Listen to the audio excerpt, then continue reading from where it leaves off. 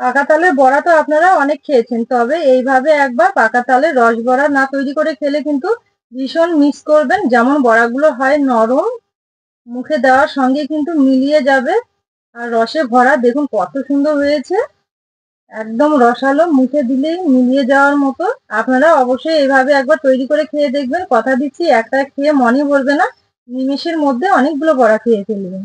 নমস্কার বন্ধুরা, আপনাদের সবাইকে অনেক অনেক স্বাগত জানাই কাজুরি ভিলেজ ফুড রান্নাঘরে। আজকে আমি পাকা তাল দিয়ে পাকা তালের রসবড়া তৈরি করে দেখাবো। আর এই রসবড়াগুলো তৈরি করা কিন্তু খুবই সহজ আর খেতে ভীষণ ভালো লাগে। তাই আমার অনুরোধ রইল ভিডিওটা কোথাও না টেনে শুরু থেকে শেষ পর্যন্ত দেখা। আশা করছি আজকের রেসিপি আপনাদের অনেক বেশি ভালো লাগবে। পাকা তালের রসবড়ার জন্য এখানে আমি একটা পাকা তাল নিয়েছি। এবার তালটা খুব ভালো করে চোচা ছাড়িয়ে ভালো করে গ্রেটারে একটু কাঠটা বের করে নেব, শক্ত অংশটা ছাড়িয়ে নিতে হবে।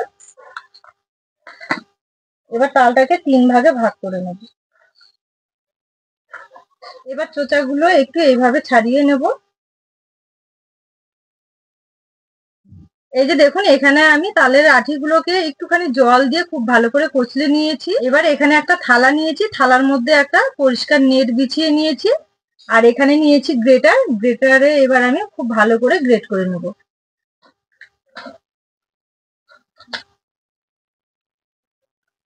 নেটের মধ্যে ছেঁকে নিয়ে আমি এখানে তালের কাঠটা বের করে নিয়েছি। এবার এখানে একটা বড় বাটি নিয়েছি, এবার ব্যাটারটা মেখে নেব বড়া তৈরির জন্য। এখানে নিয়েছি 1 বাটি বেসন, ছোট বাটি মেপে বড় বাটিতে ঢেলে নেব। দেব ওই বাটি মেপেই 1 বাটি ময়দা। এখানে সমস্ত উপকরণের মাপগুলো কিন্তু একই রকম রাখতে হবে। আর দেব ওই বাটির মাপ করে 1 বাটি চালের গুঁড়ো। এবার দেব 1 চামচের মতো মৌরি, হাত দিয়ে একটু ঘষে দেব, খুব সুন্দর একটা ফ্লেভার আসবে, খেতেও খুব ভালো লাগবে। আর দেব সামান্য একটু লবণ। এবার সবকিছু দিয়ে খুব ভালো করে একটু মিশিয়ে নেব। সবকিছু খুব ভালো করে একটু মিক্স করে নিয়েছি। এবার এখানে তালের কাঠটা দিয়ে অল্প অল্প করে দেব আর খুব সুন্দর একটা ব্যাটার তৈরি করে নেব। এই যে দেখুন, এখানে আমি তালের কাঠ দিয়ে খুব সুন্দরভাবে ব্যাটারটা রেডি করে নিয়েছি। এই ব্যাটারটা কিন্তু 3-4 মিনিট একটু ভালো করে ফেটিয়ে নিতে হবে। আর ব্যাটারের ঘনত্বটা আমি দেখিয়ে দিচ্ছি। নর্মাল যে আমরা তেলে ভাজা বড়াগুলো তৈরি করে নেই তার থেকে একটু নরম হবে। এই যে দেখুন, ঠিক এই মাপে করে নিয়েছি। আর এই ব্যাটার আমি খুব ভালো করে একটু ফেটিয়েও নিয়েছি, হয়ে গেছে। এবার কিছুক্ষণের জন্য ঢেকে রেস্টে রেখে দেবো। এবার চিনির রসটা তৈরি করে নেওয়ার জন্য উনুন জ্বেলে দিয়েছি, কড়াই বসিয়ে দেব।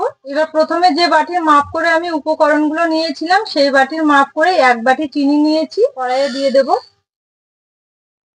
আর এই বাটির মাপ করে 1.5 বাটি জল দেব।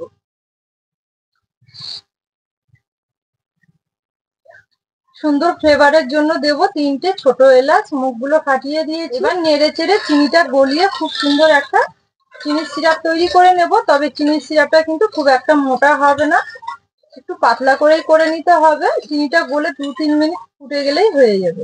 এখানে চিনি গলে আবারও আমি একটুখানি টাইম ফুটিয়ে নিয়েছি।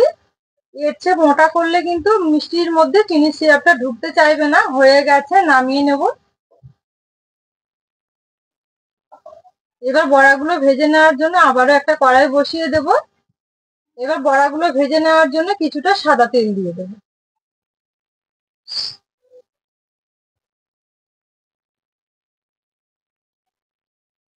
বড়াগুলো ভেজে নেওয়ার জন্য তেলটা এখানে আমি গরম করে নিয়েছি।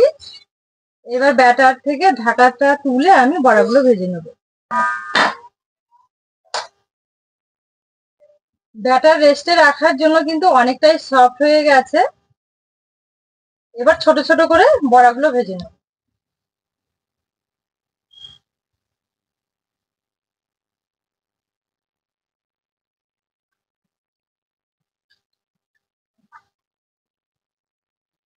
এই বড়াগুলো ভাজা কিন্তু খুবই সহজ, আপনারা ঝটপট তৈরি করে নিতে পারবেন, ভাজতেও খুব একটা সময় লাগে না। শুধু জাস্ট এইভাবে একটু তেলের মধ্যে ছেড়ে দিতে হবে।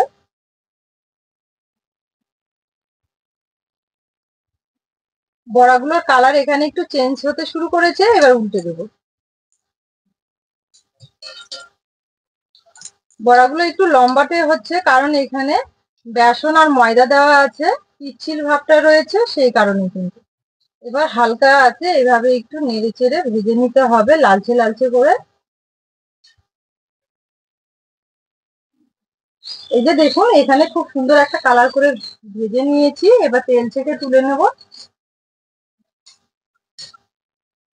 এই বড়াগুলো কিন্তু খুব সুন্দর হয়, একদম ফাঁপা ফাঁপা, ভেতরটা নরম, খেতে ভীষণ ভালো লাগে। এবারে এই গরম গরম বড়াগুলো সরাসরি চিনি সিরাপের মধ্যে দিয়ে দেবো। চিনি সিরাপটাও এখানে কিন্তু হালকা একটু গরম রয়েছে। বাকিগুলো একইভাবে ভেজে নেব।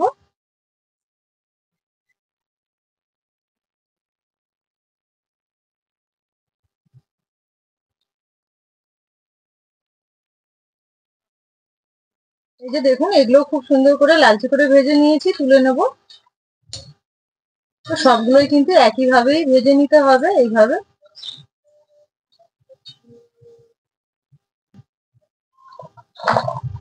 এইবার আমি সবগুলোই চিনি সিরাপের মধ্যে এইভাবে একটু ওলট পালট করে দেবো।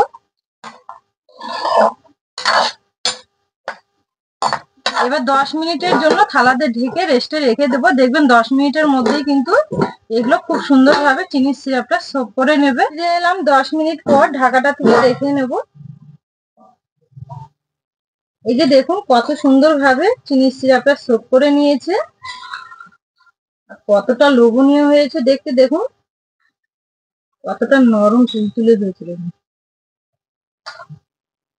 প্রত্যেকটা কিন্তু খুব রসালো হয়েছে। এই যে দেখুন, এবার আমি এগুলো একটা প্লেটে তুলে নেব।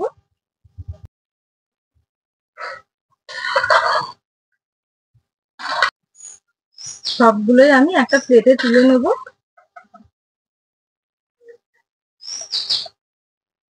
তাহলে বন্ধুরা দেখলেন আজকে আমি পাকা তাল দিয়ে কিভাবে পাকা তালের রসবড়া তৈরি করে নিয়েছি। আপনারাও অবশ্যই এইভাবে তৈরি করে খেয়ে দেখুন, খেতে ভীষণ ভালো লাগবে।